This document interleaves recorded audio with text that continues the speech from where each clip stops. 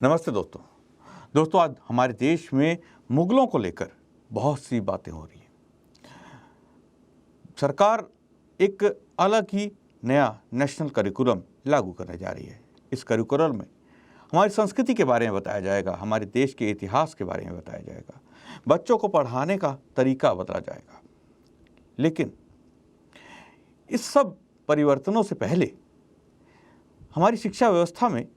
बहुत सारे परिवर्तन आज़ादी से पहले भी हुए। भारत एक ऐसा देश था जहां प्राचीन काल में गुरुकुलों का चलन था।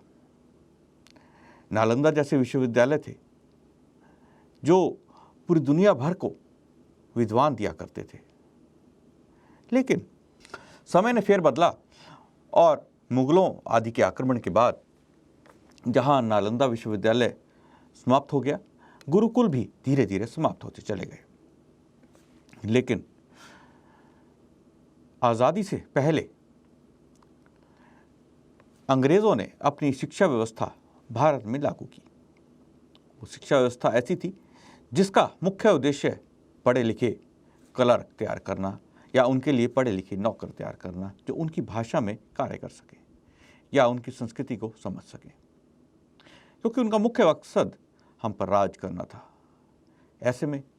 स्वामी दयानंद ने और उनके बाद उनके शिष्यों ने, जिनमें बहुत सारे नाम हैं, उन्होंने गुरुकुल परंपरा को दोबारा शुरू किया। लेकिन एक समय ऐसा आया जब इस बात की आवश्यकता हुई कि हमारे बच्चों को, हमारे यानी इस देश के जितने भी लोग उस समय थे, उन बच्चों को एक ऐसी शिक्षा व्यवस्था दी जाए जो हमारी हो, हमारी संस्कृति से जुड़ी हो, हमारे वेदों से जुड़ी हो। उसके लिए एक व्यक्ति ने कार्य किया जिसका नाम था महात्मा हंसराज। महात्मा हंसराज ने आर्य समाज की आज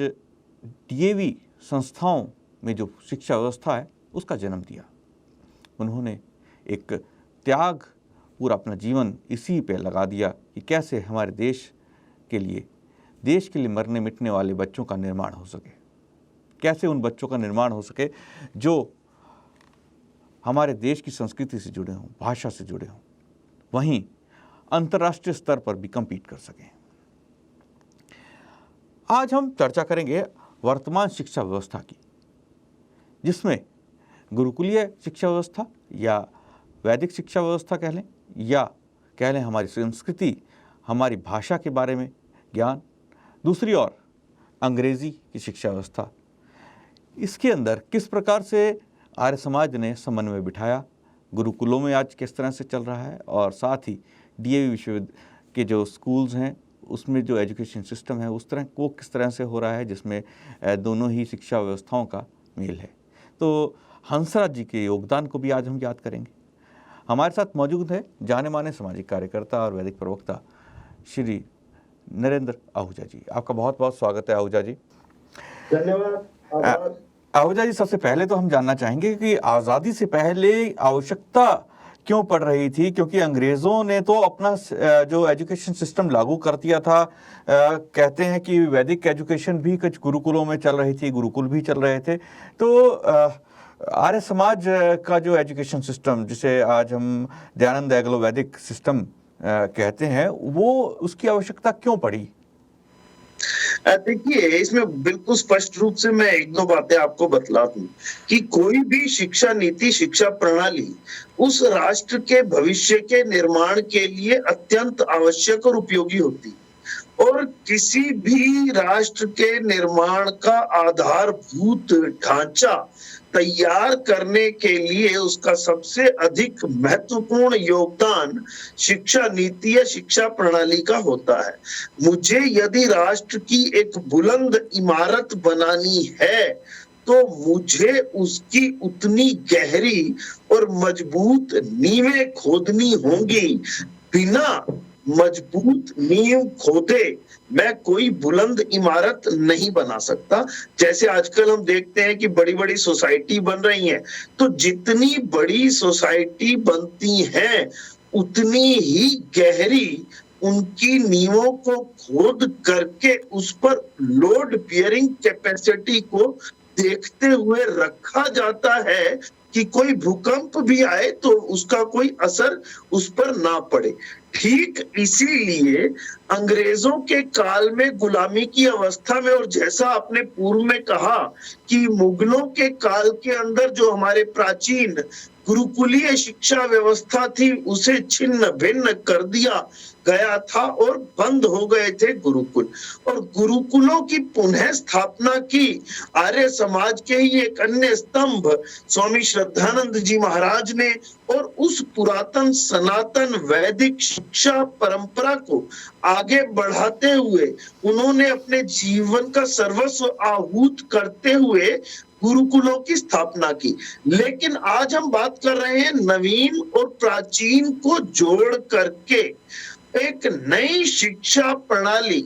जो कि उन्हें रोजगार भी दे, रोजगार उन्मुख भी बनाए, नवीन के साथ जोड़े भी, लेकिन प्राचीनतम सत्य सनातन वैदिक धर्म के सिद्धांतों के साथ भी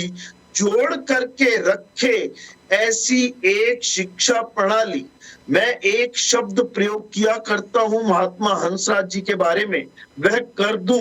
कि वह श्वेत वस्त्रधारी सन्यासी थे। महात्मा हंसराज चाहे उन्होंने औपचारिक रूप से कोई ऐसी दीक्षा सन्यास की नहीं ली थी, लेकिन उनका जीवन इस डीएवी आंदोलन के लिए सर्व आत्मना समर्पित होने के कारण उन्हें हम श्वेत वस्त्रधारी सन्यासी कहते हैं। उन्होंने डीएवी के नाम से एक आंदोलन चलाया, दयानंद एंग्लो वैदिक, यानी कि दयानंद और वैदिक के बीच में एंग्लो को इस प्रकार से दिया, यानी नवीन को यदि हम पढ़े जाने समझे, हम आज की युग के अंदर ठहरने के समकक्ष खड़े होने के काबिल हो सके, योग्य बन सके, तो हम दयानंद से भी जुड़े, वेदों से भी जुड़े, और उन दोनों के बीच जुड़ करके ही हम एक नवीन शिक्षा प्रणाली के माध्यम से शिक्षा लें। एक उदाहरण देता हूं, नदी बहती है, नदी के तटबंध यदि मजबूत होते हैं तो नदी अपनी सही दशा और दिशा के साथ निरंतर अग्रगामी होकर के बहती है, और नदी की तीव्र गति जल प्रवाह हमें ऊर्जा भी देता है और उससे बिजली भी पैदा होती है। ठीक इसी प्रकार यदि हम महात्मा हंसराज जी द्वारा दी गई शिक्षा प्रणाली को अपने राष्ट्र के लिए अपनाते हैं, जिसका प्रयास अभी वर्तमान की सरकार ने, मोदी सरकार ने नई शिक्षा नीति ला करके किया, तो वह जो जितनी भी युवा शक्ति है वह अपने पुरातन सनातन वैदिक सिद्धांतों, आर्य मान्यताओं, आर्य शिक्षाओं, आर्य नियमों के अंतर्गत बंद करके चलते हुए, सही दिशा और दशा के साथ चलते हुए राष्ट्र के निर्माण में अपनी ऊर्जा को लगा सकते हैं। लेकिन यदि ये शिक्षा प्रणाली नहीं लाई जाती है तो कौन सी शिक्षा प्रणाली स्वाधीनता के समय मेरे राष्ट्र के उस समय के नीति नियंताओं ने कारण उन्हीं को ज्ञात होगा, लगा दी, लागू कर दी, मेरे देश के लिए अपना दी, तो वह शिक्षा प्रणाली थी अमित जी लॉर्ड मैकाले की। वह शिक्षा प्रणाली जो लॉर्ड मैकाले ने ब्रिटिश संसद में एक उद्घोष देते हुए मेरे राष्ट्र के अंदर लागू की, और वह उद्घोष ब्रिटिश संसद में उन्होंने क्या दिया था कि आप चाहे इस देश को कभी किसी राजनीतिक मजबूरी के चलते स्वाधीन कर देना, लेकिन इस शिक्षा प्रणाली के कारण आने वाली नस्लें भी आने वाली भावी पीढ़ियां भी सदा सर्वदा के लिए मानसिक रूप से गुलाम रहेंगी, लेकिन कारण मेरे राष्ट्र के उस समय के नीति नियंताओं को ही ज्ञात होगा कि न जाने क्यों इन 3 शिक्षा प्रणालियों में से स्वामी श्रद्धानंद द्वारा पुनः जीवित की गई गुरुकुलीय शिक्षा प्रणाली, महात्मा हंसराज जी द्वारा दी गई डीएवी एक आंदोलन के रूप में चलने वाली शिक्षा प्रणाली और लॉर्ड मैकाले की गुलामी की मानसिकता देने वाली शिक्षा प्रणाली में से उस समय के नीति नियंताओं ने लॉर्ड मैकाले की गुलामी की मानसिकता वाली शिक्षा प्रणाली को चुनते हुए मेरे राष्ट्र के भावी कर्णधारों को वह शिक्षा दी जो उन्हें मानसिक रूप से गुलाम बना गई। एक बात स्पष्ट रूप से बतला, कितना भी बड़े से बड़ा वट वृक्ष क्यों ना हो, यदि वह अपनी संस्कृति की जड़ों से कट जाता है तो संस्कृति का, धर्म का, ज्ञान का, नियमों का, सिद्धांतों का खाद पानी ना मिलने के कारण अंततः वह सूख करके ठूठ बन जाता है और फिर ये भोगवाद और विलासिता की पाश्चात्य अंधानुकरण की हल्की सी आंधी भी जो मेरे घर के टीवी के बुद्धू बॉक्स से निरंतर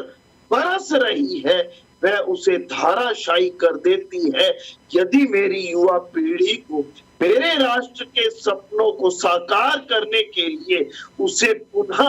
विश्व गुरु बनाने के लिए उद्यत करना है, अग्रसर करना है, तो हमें महात्मा हंसराज की इस क्रांतिकारी नवीन और प्राचीन को जोड़ करके चलने वाली शिक्षा प्रणाली डीएवी आंदोलन को बढ़ाना होगा, या भारत सरकार को भी भगवाकरण के आरोपों की परवाह ना करते हुए इस नई शिक्षा नीति में संस्कारों को देना, नीति को देना, मूल्यों से जोड़ करके रखना, नैतिक मूल्यों को देना, सत्य और सदाचार सिखाना, ये गुण हमारे विद्यार्थियों में, आने वाली पीढ़ी के अंदर, बच्चों के अंदर, युवाओं के अंदर देने होंगे, ताकि आगे चलकर वह मेरे राष्ट्र के संभ्रांत नागरिक बने और एक उन्नत राष्ट्र की बुलंद इमारत बनाने के निर्माण में वह प्रयोग हो सके। एक अंतिम बात कहता हूं ताकि आप अगली बात अपनी कहें कि यदि ईंटों को बनाने के खांचे ही टेढ़े होंगे तो अमित जी ईंटें तो टेढ़ी मेढ़ी बनेगी और टेढ़ी मेढ़ी ईंटों से कभी कोई बुलंद इमारत कभी नहीं बना करती। और यदि मुझे बुलंद इमारत बनानी है तो वह खांचे मुझे पहले ठीक करने होंगे, और खांचों को ठीक करने के लिए, उन शिक्षकों को तैयार करने के लिए, अध्यापकों को तैयार करने के लिए, आचार्यों को बनाने के लिए स्वामी श्रद्धानंद जी द्वारा दी गई गुरुकुलीय शिक्षा प्रणाली और वर्तमान में स्वामी रामदेव जी जो आचार्य कुलम के नाम से शिक्षा प्रणाली दे रहे हैं, उसके माध्यम से और बच्चों के निर्माण के लिए वहां तैयार शिक्षकों के माध्यम से धर्म शिक्षा, नीति शिक्षा, सत्य सिद्धांत, आर्य सिद्धांत, श्रेष्ठ बातें, श्रेष्ठ आचरण, राष्ट्र प्रेम, देश प्रेम की शिक्षा देते हुए उन बच्चों को हम तैयार करेंगे। और वह केवल और केवल संभव हो सकता है यदि हम महात्मा हंसराज द्वारा दी गई डीएवी को एक आंदोलन के रूप में चलाई गई शिक्षा व्यवस्था को अपने संपूर्ण राष्ट्र के लिए राष्ट्रीय स्तर पर अपना ले। यह एक बात और बतला दूं कि सरकार के उपरांत यदि सबसे बड़ा कोई शिक्षा व्यवस्था का ढांचा किसी एक संस्था के पास है तो वह केवल मात्र हमें गौरव होना चाहिए कि वह आर्य संस्था डीएवी है, जो सरकार के उपरांत सबसे बड़ा शिक्षण संस्थान होने का एक बहुत बड़ा स्तंभ है और शिक्षा प्रदान कर रही है। जी जी बिल्कुल, आपने सही कहा कि डीएवी का जो आंदोलन महात्मा हंसराज द्वारा शुरू किया गया, उसके उस आंदोलन के चलते आज हम देखते हैं कि हमारे देश के अंदर लाखों नहीं हजारों बच्चे ऐसे हैं और करोड़ों लोग ऐसे हैं जो कहीं ना कहीं देवी की संस्था से जुड़े हैं।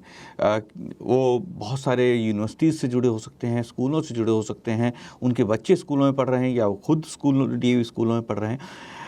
लेकिन आहूजा जी, आपसे जानना चाहेंगे, अभी आपने एक बात कही कि जो गुरुकुल और जो हमारी आज की वर्तमान की जो शिक्षा है उससे के बीच का जो ये रास्ता अपनाया गया, तो आपको क्या लगता है कि आज जो गुरुकुल हैं, गुरुकुलों की स्थिति को लेकर थोड़ा सा हम चर्चा करना चाहेंगे, क्योंकि गुरुकुल जो शिक्षा प्रणाली है वो भी अपने आप में एक अलग ही प्रणाली, शिक्षा प्रणाली है और उसके तहत जो बच्चे हमने देखे हैं, जो हमारा इतिहास भी कहता है, जो महापुरुष हमारे जितने भी थे वो सब गुरुकुलों में पढ़े हुए थे, विद्वान गुरुकुलों में पढ़ के निकलते हैं, जो हर विषय के अंदर पारंगत होते हैं। गुरुकुल शिक्षा जो आज की है उसमें मॉडर्न एजुकेशन भी डाल दी गई है। तो आपको क्या लगता है कि क्या गुरुकुल शिक्षा नीति जो है वो भी आज उतनी ही कारगर है जितनी पहले थी, या उसके अंदर और उसको बढ़ाए जाने की आवश्यकता है?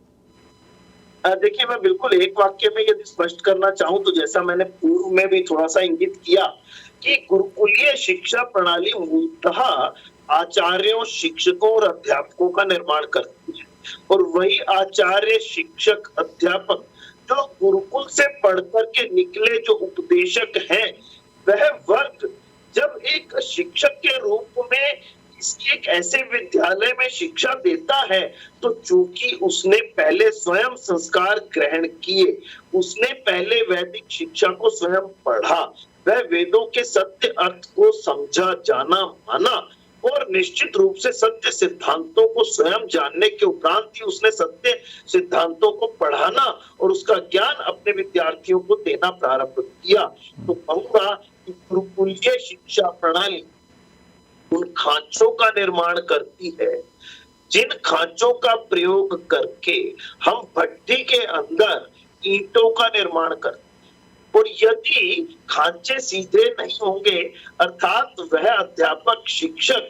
आचार्य यदि गुरुकुल जैसे संस्थानों से नहीं निकले होंगे, वह स्वयं ही सत्य सिद्धांतों से परिचित नहीं होंगे, तो वह भी किसी भी प्रकार अपने शिष्यों को, अपने विद्यार्थियों उस ज्ञान को सही ढंग से नहीं दे पाएंगे। इसलिए मैं कहता हूं कि महात्मा हंसराज द्वारा दी गई शिक्षा प्रणाली की सफलता का मूल तत्व यदि कहीं निहित है तो वह गुरुकुलीय शिक्षा प्रणाली में निहित है, जहां से पढ़ करके निकले अध्यापक बने हुए वह सही आकार के खांचे, सही आकार की ईंटों का भट्टी में तपा करके, शिक्षा की भट्टी में तपा करके जब विद्यार्थियों का निर्माण करेंगे तो वह मजबूत एक इकाई के रूप में मेरे राष्ट्र को विश्व गुरु बनाने वाली उस बुलंद इमारत का निर्माण करेगी। तभी कह पाएंगे हाँ, अब हमारा राष्ट्र विश्व गुरु बनने के लिए सही मार्ग पर, सही रास्ते पर अग्रसर है। और इसी को अग्रसर करने के लिए जो आधार है वह गुरुकुलीय शिक्षा प्रणाली, आधार के ऊपर जो एक बुलंद इमारत खड़ी करने के लिए ईंटों का निर्माण है, वह महात्मा हंसराज द्वारा दी गई ये भी शिक्षा आंदोलन वाली प्रणाली जो नवीन और प्राचीन को जोड़ करके चले। और एक बात अंतिम कह करके मैं वाणी को विराम की तरफ ले जाता हूं, वह बात यह है काले की शिक्षा प्रणाली क्लर्क बना देगी, मैनेजर बना देगी, डॉक्टर बना देगी, इंजीनियर बना देगी, अन्य कुछ बना देगी, लेकिन मैं काले की शिक्षा प्रणाली मनुष्य का निर्माण नहीं कर सकती। यदि मनुष्य का निर्माण कोई कर सकता है तो मैं केवल उनके मात्र शिक्षा प्रणाली है, इसका आंदोलन है। जी बिल्कुल, आपने सही कहा कि हमारे देश की जो शिक्षा प्रणाली थी वो डॉक्टर, इंजीनियर बना सकती है। इसके अलावा बहुत सारे विषयों में एक मनुष्य को मनुष्य बना सकती है, उसको बहुत सारी चीज़ों के अंदर पारंगत कर सकती है, उसको वो ज्ञान दे सकती है जो उसके जीने के लिए, उसके जीवन को एक नई दिशा दे सकते हैं। लेकिन जो अंग्रेज़ों द्वारा शिक्षा प्रणाली शुरू की गई थी, उसके बाद जो हमारे देश या भारत से अलग हुए देशों के अंदर की उस शिक्षा प्रणाली को जिन्होंने अपनाया, वो केवल और केवल क्लर्क या वो ऑफिस में बैठने वाले लोग ही पैदा कर सकती है, जो केवल और केवल एक मशीन की तरह काम कर सकते हैं, एक नौकरी पेशा लोग की तरह काम कर सकते हैं। वो मनुष्य की तरह एक समाज का निर्माण, बढ़िया अच्छे समाज का निर्माण शायद ना कर सकें। जी, हमारे साथ आज नरेंद्र आहूजा जी थे। आपका बहुत बहुत धन्यवाद आहूजा जी, आप हमारे साथ जुड़े। दोस्तों, कल फिर मुलाकात होगी एक नए विषय और एक नए मुद्दे के साथ। आज मुझे आज्ञा दीजिए। नमस्ते।